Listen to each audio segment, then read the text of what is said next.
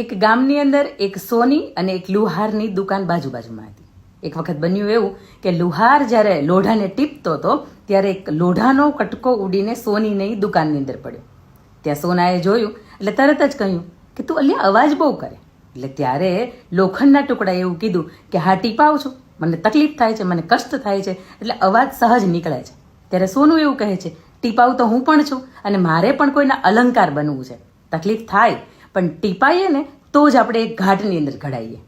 ત્યારે લોખંડ છે, લોખંડનો ટુકડો છે, એ ખૂબ સરસ મજાનો જવાબ આપે છે કે તને પીડા એટલા માટે નથી થતી કે તને પારકાના ઘા લાગે છે, અને મને વધારે પીડા એટલા માટે થાય છે કે મને મારા પોતાનાના ઘા લાગે છે.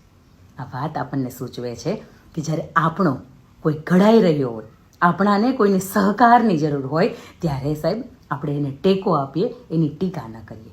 આપણા હોય ને એને આપણે સાથ આપવાનો હોય, અને આપણા હોય ને એને કાપવાના ન હોય અને એને માપવાના ન હોય.